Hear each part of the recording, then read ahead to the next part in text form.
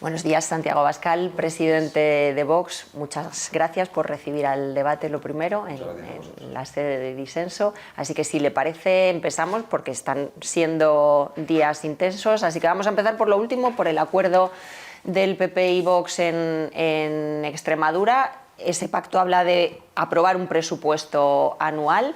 ¿Ha ofrecido alguna garantía al Partido Popular de que este sí será un acuerdo para 4 años y no se saldrán del gobierno como en la anterior legislatura? ¿Si hemos ofrecido garantías nosotros o si nos las han ofrecido ellos a nosotros? Entiendo que ustedes, porque... No, al contrario, éramos nosotros los que pedíamos las garantías de que el pacto se iba a cumplir, porque nosotros abandonamos los gobiernos como consecuencia del incumplimiento de los pactos. Si los pactos se cumplen y hay buena voluntad, y he de decir que nosotros hemos percibido buena voluntad en la señora Guardiola, estamos percibiendo buena voluntad también en Aragón y en Castilla y León, y somos optimistas respecto a la posibilidad de poder responder al mandato de los electores en esas 3 regiones. En su momento abandonamos los gobiernos como consecuencia de que se faltó al acuerdo explícito o al acuerdo tácito en relación a la inmigración ilegal, pero aquella fue una orden de Génova que todos acataron. Esperamos que Génova no ponga palos en las ruedas, ni en estos pactos, ni vuelva a actuar como actuó en el pasado, porque nosotros somos muy previsibles. Usted habla de que son medidas que tienen amplio apoyo social, pero también reconoce a la vez que la legislación actual es contraria a alguna de las cosas, al menos en lo que se refiere a la ley de extranjería. Usted sabe que el gobierno actual la reformó, por ejemplo, para hacer de obligatorio cumplimiento los famosos cupos de menores inmigrantes no acompañados, que las comunidades tienen que asumir de manera taxativa. ¿Van a incumplir la ley en Extremadura? Porque el propio acuerdo reconoce que en cuanto a política, digamos, migratoria, puede llegar hasta donde llega una comunidad, claro. Bueno, vamos a poder llegar hasta donde podamos llegar, pero vamos a hacer absolutamente todo lo posible y desde luego vamos a utilizar los fondos públicos para producir la remigración, la repatriación de los menores y para buscar a sus padres, no para aceptarlos, no para que haya más. No vamos a aceptar de ninguna manera el reparto de inmigrantes ilegales por todo el territorio nacional, reparto de inmigrantes ilegales a los que Sánchez está llamando permanentemente en un acto que yo creo que es absolutamente desleal con la sociedad española, en un acto que pretende alterar el censo electoral y nosotros no vamos a ser cómplices. Pero aunque sea incumplir la ley actual. Esa es una interpretación que hacen ustedes y que quiere hacer el gobierno, pero nosotros no estamos de acuerdo.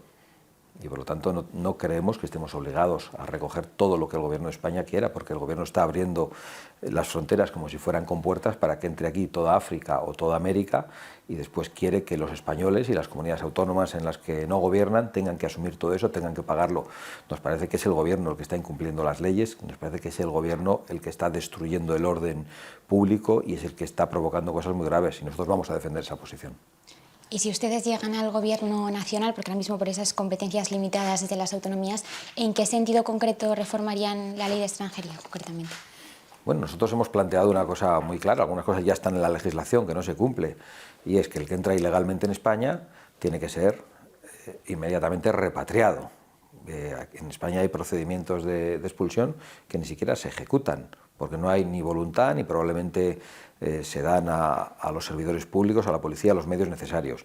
Hemos planteado que los que cometen delitos tienen que ser deportados y cumplir las penas de prisión en su país. Y hemos planteado que los que están aquí no contribuyendo y no han contribuido nunca y viviendo de las ayudas y viviendo de lo que hace falta a los españoles, tienen que formar parte de un proceso de remigración a sus propios países. No puede ser que aquí cada vez haya más extranjeros que están viviendo de las prestaciones que hacen falta a los españoles. Eso tampoco es de sentido común y nosotros, por lo tanto, tenemos 3 fórmulas, que son la de la remigración, la repatriación y la deportación, que vamos a poner en marcha. Pero nos encontraremos también con obstáculos legislativos de carácter europeo y algunos relacionados con convenios internacionales que esperamos que se cambien. Yo sé que ya hay movimientos entre líderes europeos para modificar algunos de los convenios internacionales y su redacción para que sean posibles estas cosas.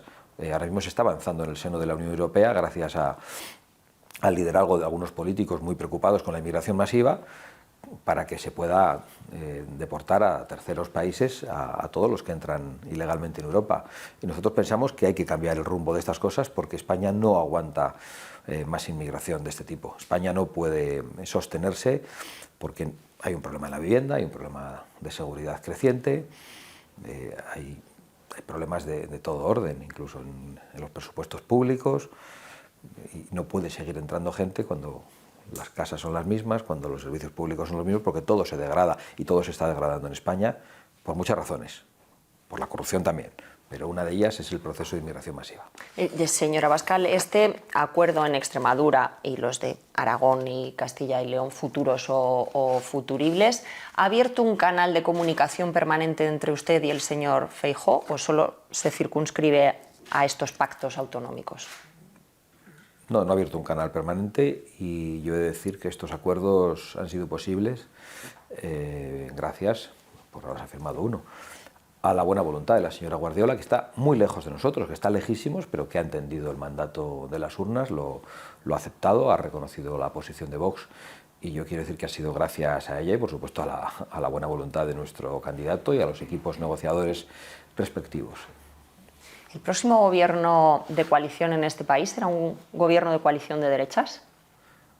Yo creo que es un profundo error hacer lo que está haciendo el Partido Popular en este momento, al que veo cometiendo los mismos errores del 23. Y cuando hablo del Partido Popular y de cierta constelación de medios y de comunicadores que dan por hecha la victoria en las próximas elecciones.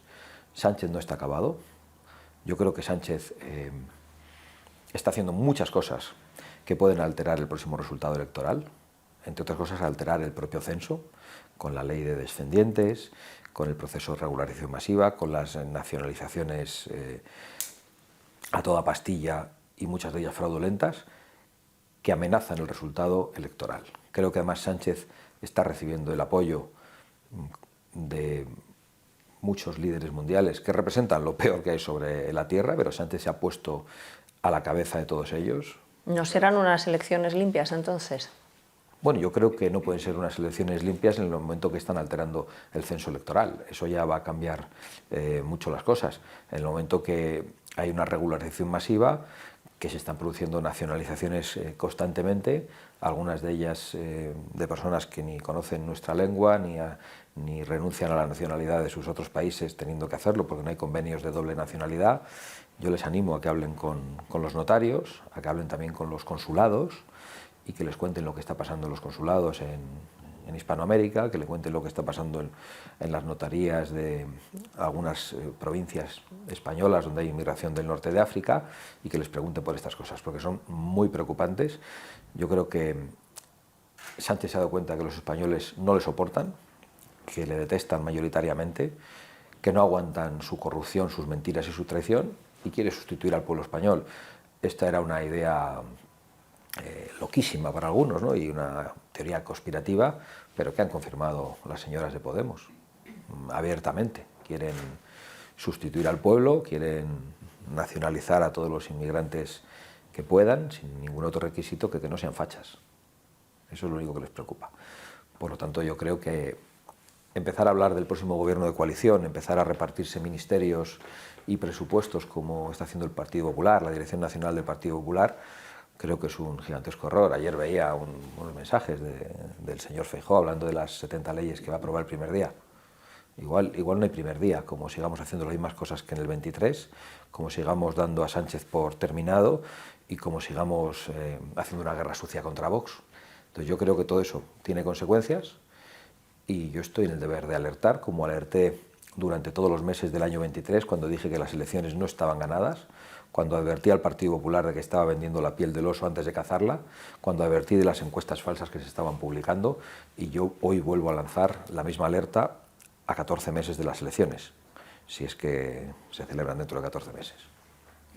Bueno, descarta hacer hipótesis, pero si nos ponemos en un escenario pues, como el que dan ahora mismo las encuestas y mañana hubiese elecciones generales y se repite un poco lo que estamos viendo en Extremadura y se puede dar en otras regiones, sin decir los ministerios, pero ¿en qué áreas cree que sería necesaria hoy por hoy la presencia de Vox, la mano de Vox? ¿En qué campos?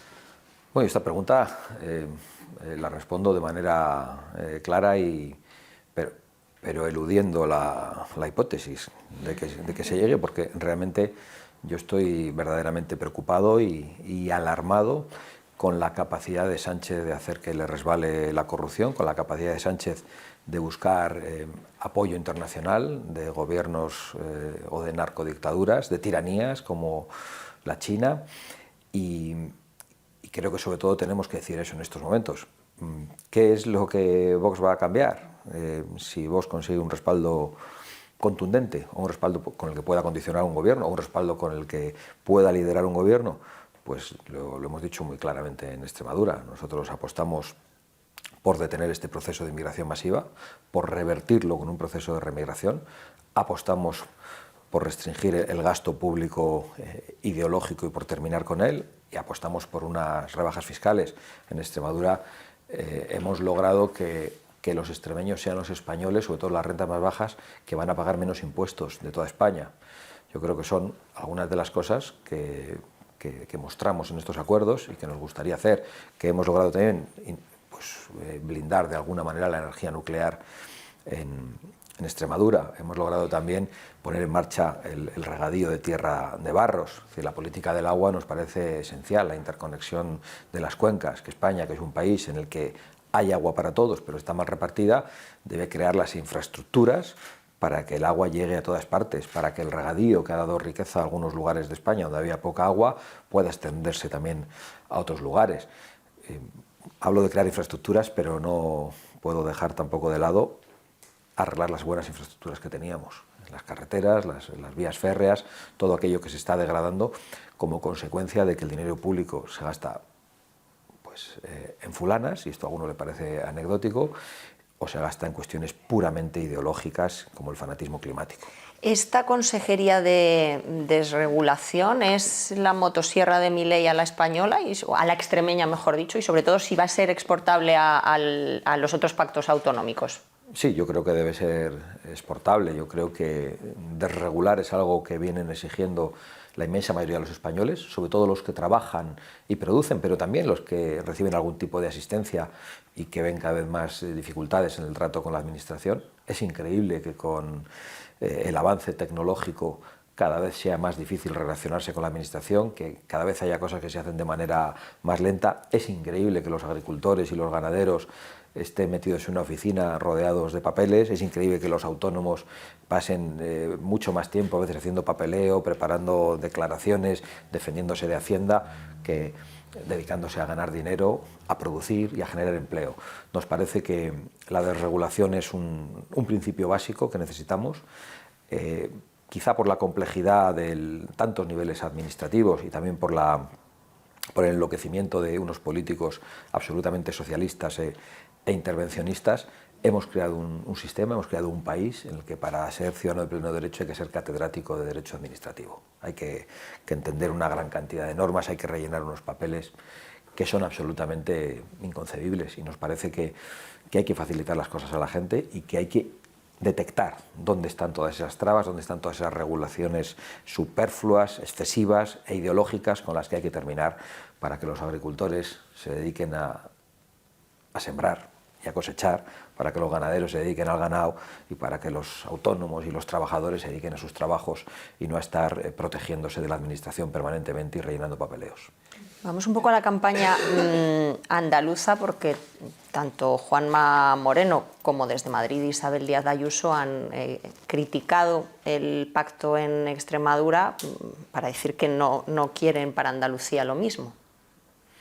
Bueno, pues tendrán que explicar por qué están en contra de la prioridad nacional para los españoles, lo tendrá que explicar la señora Ayuso y el señor Moreno, tendrán que explicar por qué están en contra de rebajar los impuestos en Extremadura, que se ha puesto a la cabeza de la fiscalidad baja, tendrá que explicarlo la señora Ayuso también y el señor Juanma Moreno, tendrá que explicar por qué no quieren proteger a los agricultores y ganaderos de la aplicación del Pacto Verde o de Mercosur, y tendrá que explicar todas esas cosas. Yo estoy muy tranquilo y muy convencido de que no pueden explicarlo y de que nosotros sí tenemos algo que ofrecer a los españoles.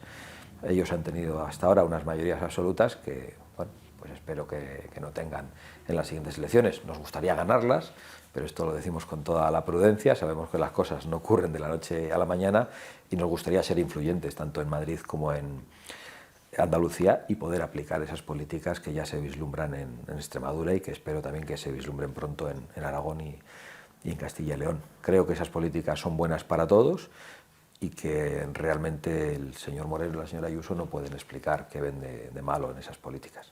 El problema es que el señor Moreno pues está tranquilo, parece, con el proceso de islamización en el que se ha convertido en un cómplice de Sánchez. Ha dicho que no es el momento de hablar de la regularización masiva, que no quiere hablar de este tema, se ve que le incomoda en la campaña, no sé exactamente por qué, quizá porque quiera conseguir algún tipo de voto de izquierdas.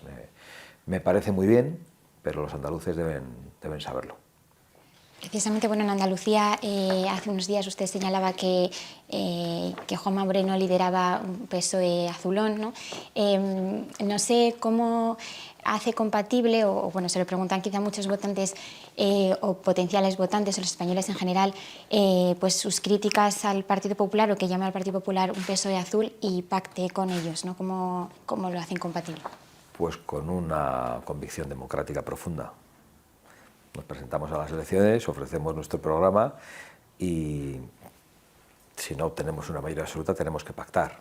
Desde luego no vamos a pactar con la mafia de Pedro Sánchez, no vamos a pactar con la mafia que hoy gobierna en España, con la mafia que ha robado, que se ha corrompido, con la mafia que produce muertos, con sus apagones, con la invasión migratoria, con Adamuz, con las inundaciones de la Dana, con la mafia que ha tomado decisiones que no solo traen ruina, sino que traen muerte.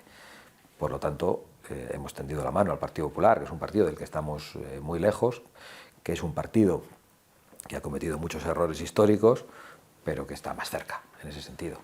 Es verdad que aplican las mismas políticas en algunas cosas, pero estamos logrando que ellos mismos las cambien.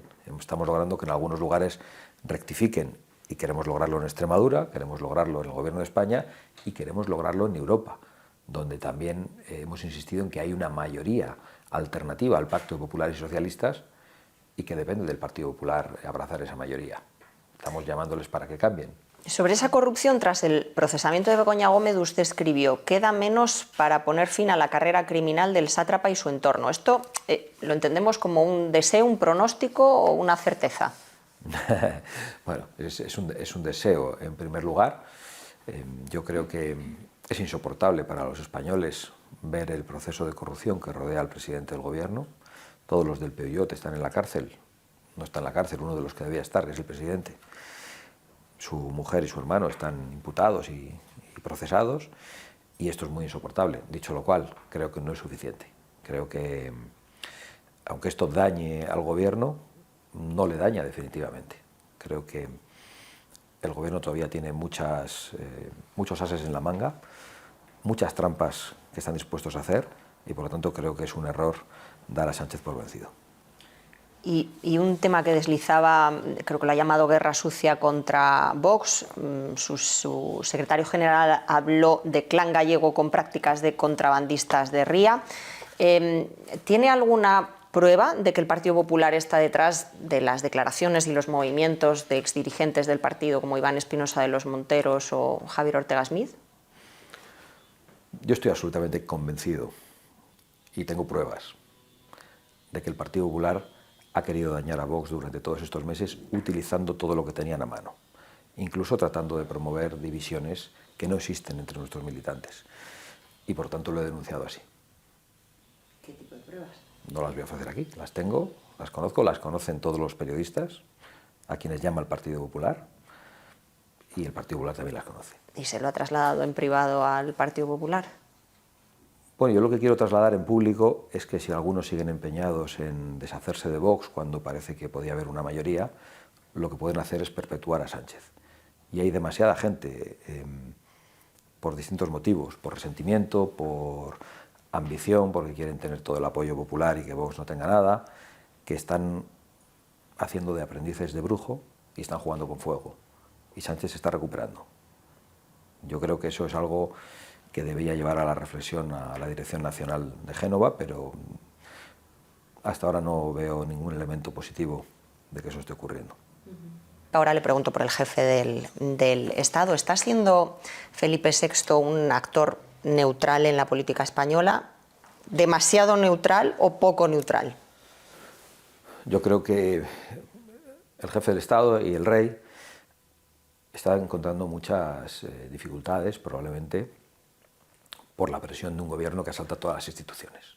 Un gobierno que no tiene ningún límite en utilizar el CIS, en utilizar el Tribunal Constitucional, en utilizar todos los órganos de control que están siendo asaltados, las empresas públicas o semipúblicas, y que estoy absolutamente convencido están tratando de usar también a la jefatura del Estado para hacer política.